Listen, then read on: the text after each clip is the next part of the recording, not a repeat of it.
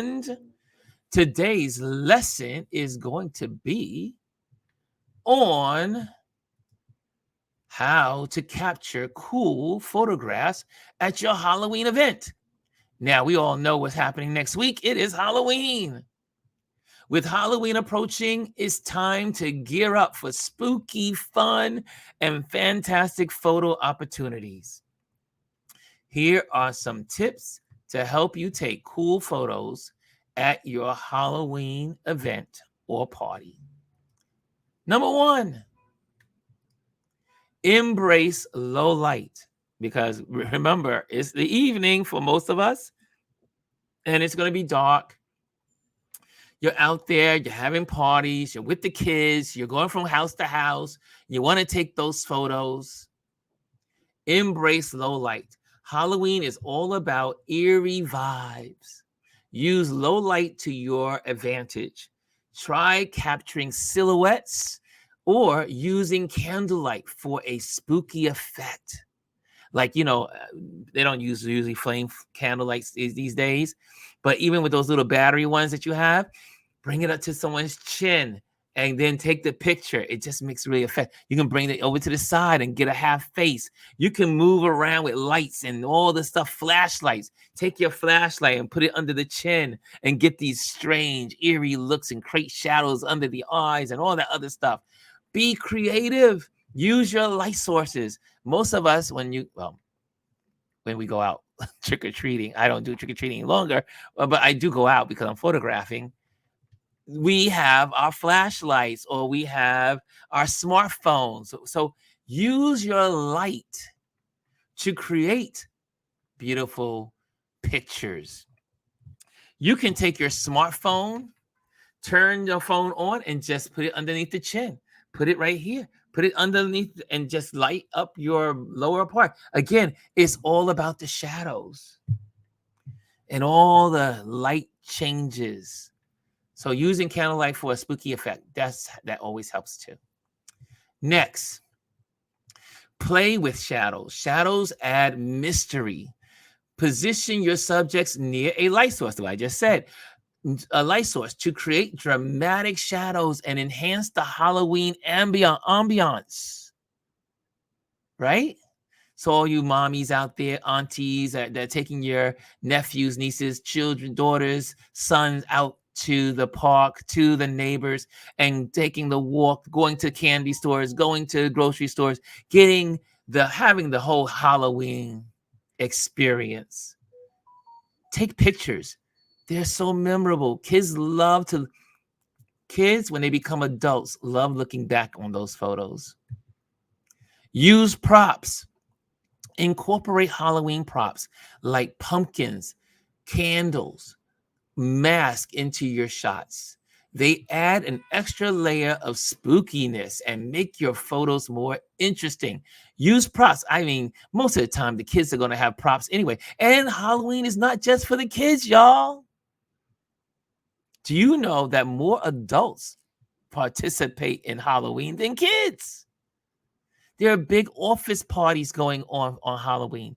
There are big events. Like in New York City, we have our Halloween parade. It is I think they said it's our second largest parade.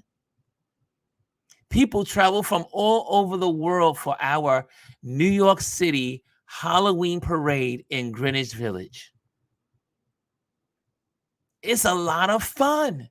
Taking pictures, the lights, the street lights, everything looks creepy, everything looks crazy. It's great. It's the best time to take pictures of people in their mask and they're all made up. I'm going to show you a couple of those photos in a little bit of what I did for one of my clients. Let's see here. I see what you guys are saying in here. Okay, Grand Rising. Thanks, Elise. Thanks. Okay, Voodoo Fest. Anthony says there's a Voodoo Fest in New Orleans. It's huge. Yeah. Okay. Kimmy says she did. Let me pop that up there. She says recently did a trunk and treat with the grandkids. Yes, right. That's right. Okay, next one. Did I talk about the props? So use props. Incorporate Halloween props like pumpkins, candles, or masks into your shots. They add an extra layer of spookiness and make your photos more interesting. Next, capture the costumes. Everyone puts effort into their costumes. So capture full body shots and close-ups of makeup and details. You want to know what to photograph? Here's an easy one. Everyone wants their whole outfit photographed from toe to head, from head to toe. But then everybody wants their photos close up, because if they spend all that time on makeup and all that stuff that they put on their face, they want you to zoom in and take those shots. And you know how we talk about different angles and all that stuff, but you know what I'm saying? So capture all. Don't capture one or the other. Capture both. Get close, get the details, get the crusty wrinkles, the powdery gook, and the gummy makeup on their face. Get it done. Get it done. Capture the costumes. Next, action shots. Capture the fun moments in action, whether it's dancing, pumpkin carving, trick-or-treating. Action shots bring life to your photos. Incorporate the kids with with the grandparents, like you see here. Or, the kids laughing as they walk out the candy store after they got their big bag of candy from the store owners. Or they're just doing fashion and laughing and showing off their costumes with their friends. Those are the action shots, right? Those are the action shots. Here's another one. Edit for extra spookiness. Use photo editing apps to add filters or effects that enhance the eerie atmosphere. Think cool-tuned filters or light glares, right? So make sure you do that. Make sure you do that. Any questions? Any questions out there? Any questions? This is your time. Q&A, quickly. If you got a question, put it in the chat box. Put it in the comment box. Put a Q and then just say, what's your question, so we can go over it. Okay? Here's some pictures. Right? Get the details. Get the costumes. Get the foods. Get the candies. Get everything. Get the dogs. Speaking of dogs, here in Fort Greene, in my neighborhood, we have what's called the pumpkin Halloween. So the puppies or the dogs come out with their costumes every Halloween here in Fort Greene, here in Brooklyn. I used to photograph it, but usually it coincides with what I'm doing for other things. But it is a great affair when they have dog costume parties. Oh, that's a lot of fun. If you haven't seen one, dogs get into it too. And there we go. Let me share with you something. And for all of these, this is what I did this is what I did for a client. And let me share that with you all. So you see what I do as a photographer. So this is some of the stuff that I do when I'm out working. And you can see this is a Halloween event that's happening. This particular band, they have they do a concert every Halloween here in Clinton Hill. And they go all in. So here's some photos. Oh, I see a question. Power says, what's your thoughts? Let me put this up on the screen. Hold on a second. There we go. Power says, what's your thought on cropping people and their faces? Oh, I'm a cropper. I believe in cropping. That's the whole point. Cropping is good. Remember, the cropping tool is it's like it's like someone editing a movie. Your cropping tool allows you to tell your story. The cropping tool allows you to tell your story. there may be some things in the frame that you don't want in the frame. So you need to bring it in and crop it so that you have no distractions of your story. Sometimes you don't want any cropping because everything that's around the subject is the story, is the addition to your composition. So cropping could be good for as a tool to zero in on something. You can zero in on someone's eye, right? Like just go right in just for the eye and makeup and just tell that story. Or you can zoom out and get that person's outfit, what they're wearing, how it relates to the people around them. Maybe the little girl's with her parents, or the little dude is with his dad. Cropping helps you tell your story. Brian says, I'd encourage photographing neighborhoods. Yeah. He said, encourage photographing neighborhoods decorated from yards of houses. Yes. Clinton Hill, we get all into it. But do not. Yes. I mean, again, it depends on what you're trying to tell. Ann Powell says, but chop off heads at hairlines above eyebrows. It depends. Maybe you're trying to just tell the story of the eyebrow. Maybe you're just trying to tell the story of the eye. It depends on your story. Cropping depends on your story. I see Janet says, I crop to 0 in on content equal direct the eye. Yes. Cropping is all about directing your audience to your story. Good question. That's a good question. Thank you, Emparo. That was a good question. Kimmy says, I like cropping. Just went to a concert and had to get some phones and heads out the way in order to post just the entertainer. There you go. It's all about how you want to tell your story. It's about your story. Let me take you through some of these photos. Look at these photos. This is like I said, a concert that we give, well, my neighbors give, and they hired me to do this 1 year. Well, I did it twice. I did 3 years. I did 3 years in a row. Check this out. Check it out. So this is what kind of work I do when I'm doing event photography. And you're telling the whole story of the event. Yeah, I mean, I'm telling this is a story of Clinton Hill Halloween. You see? And again, you make the decision on how you crop and where you want to crop to tell your story. I mean, I love Halloween. This is the time where my neighbors don't care if I take their pictures. They're like, oh yeah, I want pictures. I want to be in pictures. If you are trying to become a photographer and you're like, I don't know when to take pictures of people, Halloween is your best day. Every person wants their picture taken. Yes, the name of the group is called the Dead Zombie Band. It's Pam Fleming's Dead Zombie Band, and they're located here in Clinton Hill. And I mix it up too. I go from color to black and white. Look at my neighbors. My neighbors are pretty cool people.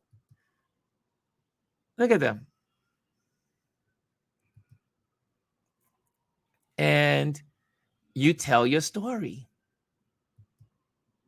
Obviously, they loved these photos. This is what you do when you're an event photographer. You get to get behind the scene photos, and you also, like moments like this, they will always have this photo of them all together. Look at the concert. Knowing how to change your f-stop in accordance to what you want to, and that's a little more depth into a photography. Knowing how to use your speed and your f-stop, your ISO. Look at that. Look at that. I mean, is that a cool shot? I'm sorry. I just gotta say it's a cool shot, even though it's my shot. I have to say it. Look at that shot. That's a pretty cool shot. You see? And so you get into it, you talk to your client, you connect. I love about photographing Halloween events or concerts are the colors. Look at all the colors from all the strobes and the lights and stuff. Look at all that color. That's the beauty of photographing these kind of events. Look at that. You see the story? Can you see the story in these photos? You can see the composition. What am I trying to tell you? What am I trying to say? The foreground, the background, right? Those are things you should be looking at when you take a picture, right? Look at that.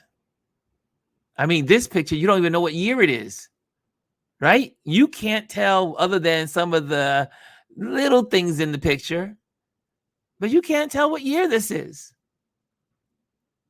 Play with your camera.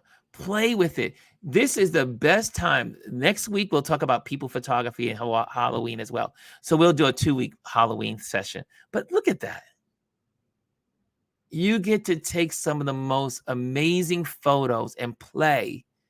And no one's upset with you for taking their picture. Get out there. Take some pictures. My neighborhood gets into it. My neighbors, they get all in. You see that? You see my neighbors? They get all in. They go all in. So anyway, and I can share more next week when we go more into it. But look at that. Did you learn anything? Oh wait, I forgot. Did I do the last part? I forgot to do my last part. Okay, here we go. There we go. Here we go. Let me end it. Enjoy these tips and have a spectacular time sharing your Halloween with the world. Don't forget to like, comment, and subscribe for more photography tips, right? So if you like this, make sure you like and subscribe. You can send this off to your folks. And what I've been doing also is I've been taking these lessons and putting them into one package so that way you can actually learn them in their sequence. Okay. Also, you can get this information from my Patreon page. So if you go to my Patreon page, this is my Patreon, and for those that want to become Patreon members and support what I do here, you can become a Patreon member. So let me just get that up there for you all. So you'll have that. So if you want to become a Patreon member, you can do that. But yeah, there you go. That was our lesson for today. But join my Patreon community. You can do that by going to www.patreon.com, ronlouisphotos, and you will see the full article. Let me just get that up here for you. And P-A-T. And no, it's not. There we go.